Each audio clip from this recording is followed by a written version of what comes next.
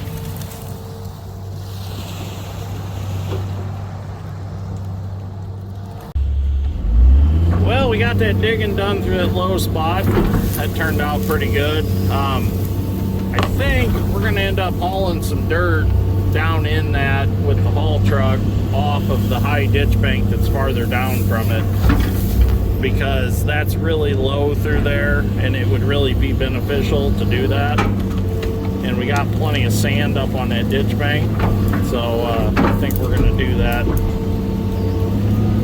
and then have Dad's strength graded off. If we hauled a foot of sand in there, that would make a huge difference farming that. Oh, there's a big tree stump in the end of this pipe.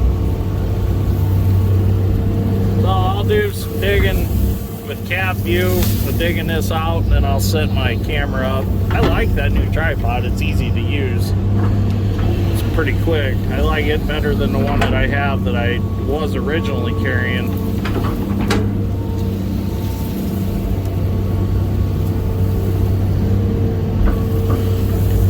But yeah, it was a little soft down in there. It's hard to tell from the video, but there's a couple times when I was into the tops of the one track on the one side of the machine, on the ditch side. It's just so soft through there. And I know guys are gonna say, well, you should have been using swamp mats. Well, you know, I don't carry 6 swamp mats in my back pocket with me all the time, and let me tell you, mats are kind of a pain in the butt.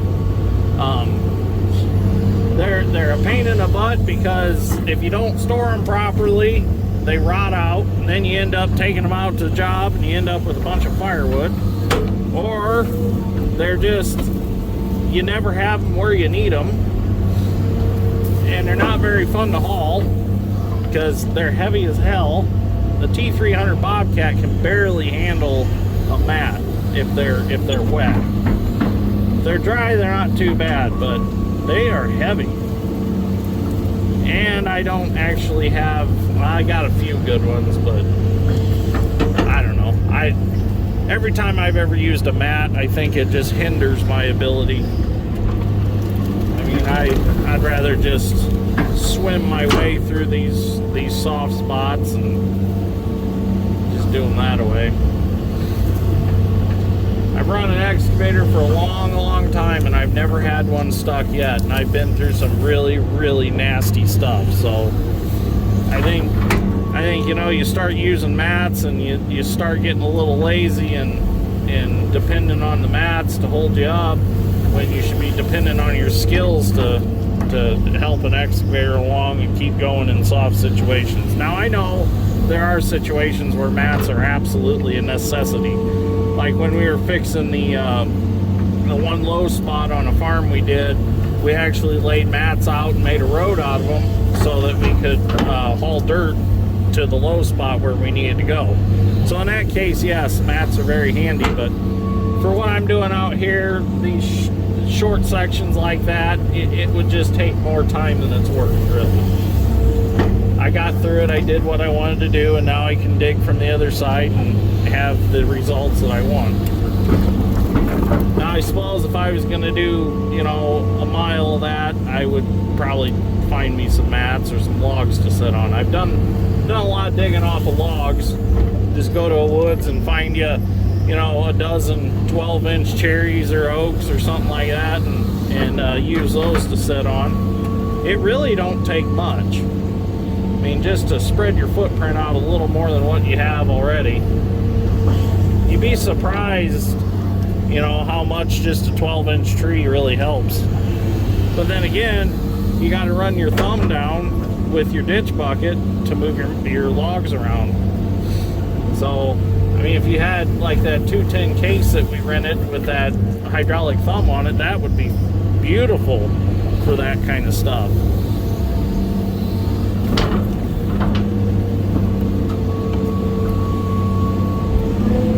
Oops.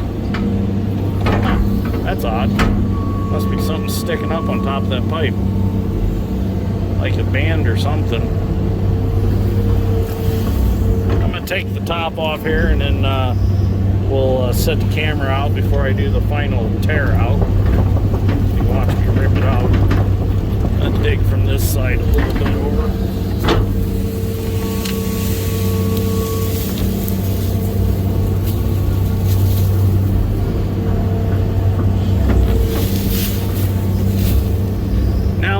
you're digging with a drag line, I definitely highly suggest using mats, because you don't have the stick and boom ability to pick yourself up and pull yourself like you do an excavator. So drag line, you're gonna have to mat yourself and give yourself a nice road to drive on, and be careful you don't slide off your mats, because if you slide off your mats, you're done for.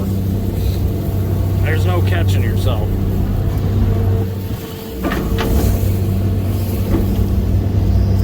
That's why I don't even really take my drag line in situations like that. I'd rather try to use a long reach excavator than use a crane. And even long reach excavators, you know, they have trouble out in the wet stuff, just because they don't have the pulling power of the stick as a standard reach machine does.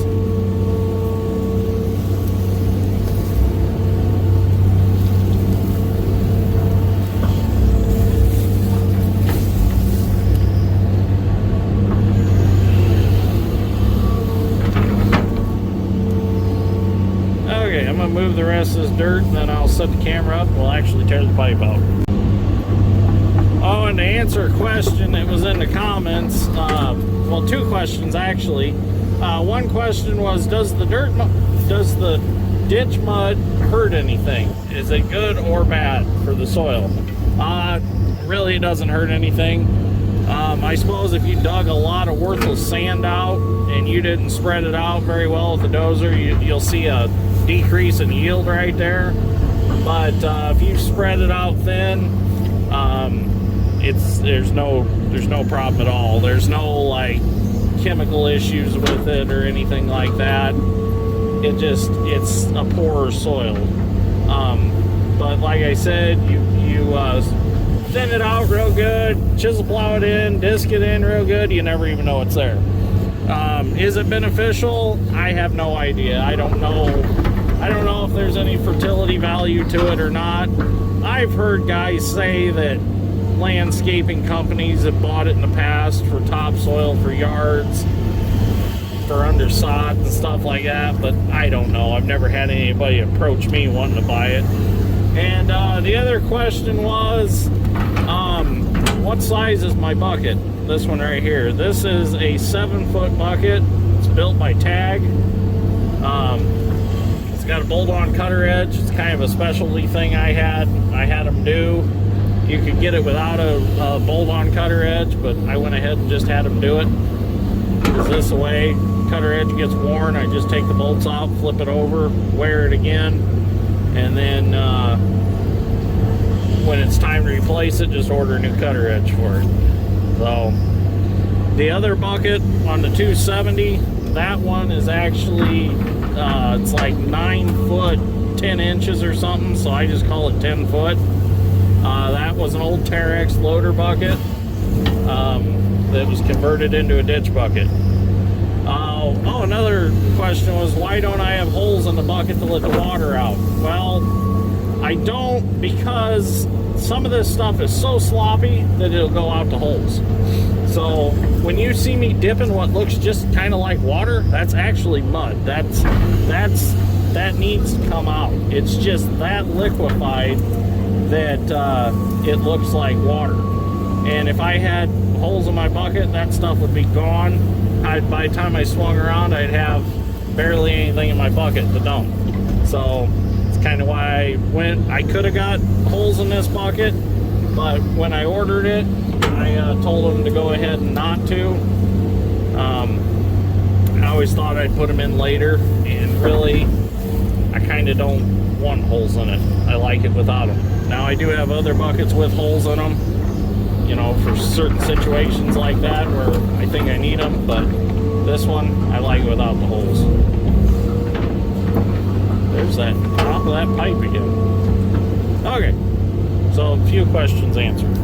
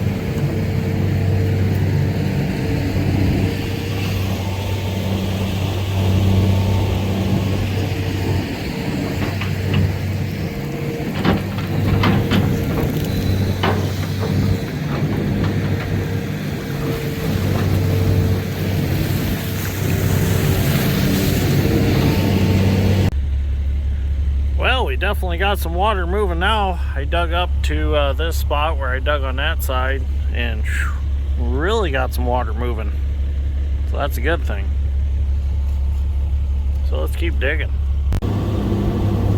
Well, we've gotten through that nasty wide spot, and it really helped going on the other side and taking some out, because I didn't have to reach clear across. So it turned out pretty good through there. There's a few snags I'm gonna have to dip out. Anyways, I was sitting here thinking about the first excavator that I had ever used. So the reason I got to thinking about this was because I was watching YouTube, and Denny Bob's RC Construction and Ag Conversion channel did a Case 688 Ertl 1/16 scale excavator conversion to RC, and it is badass.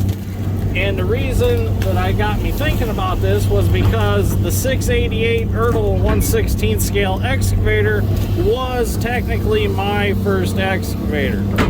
I literally wore one out in the sandbox.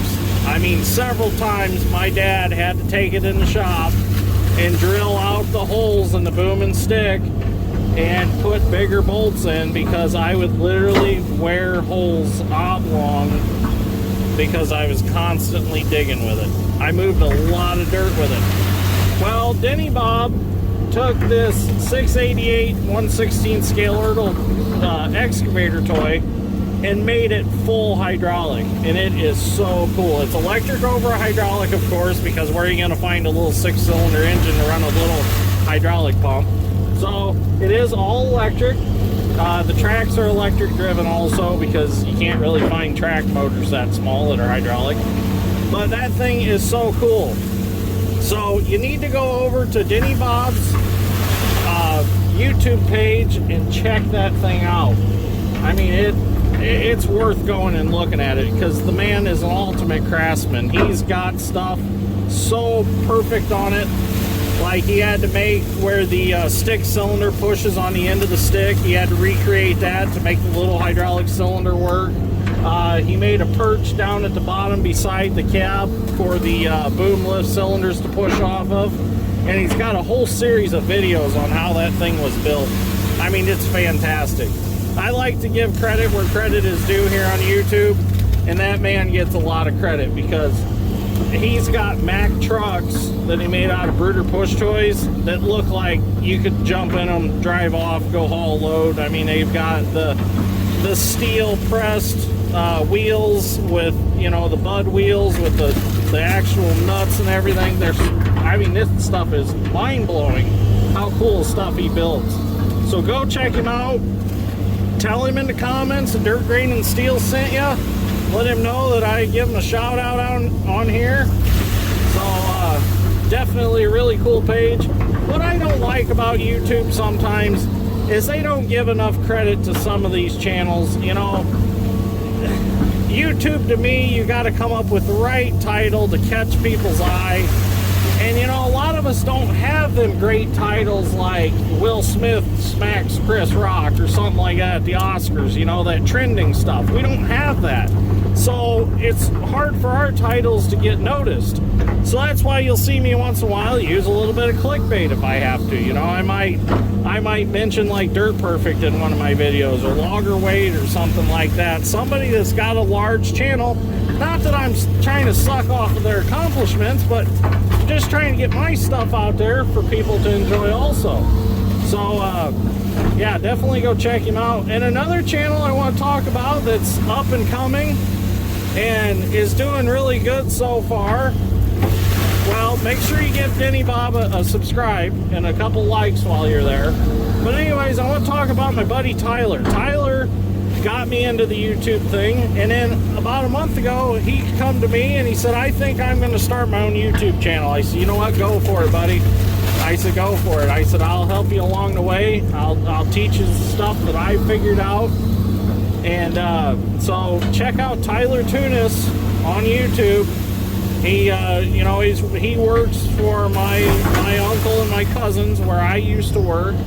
and he's been making YouTube videos on their farm, and then on his, him and his dad and his brother are into the cattle, and they're going to be doing videos on cows and stuff. And in fact, I'm going to do a little land clearing for him, and we're going to do a collaboration video, you know, him and I together.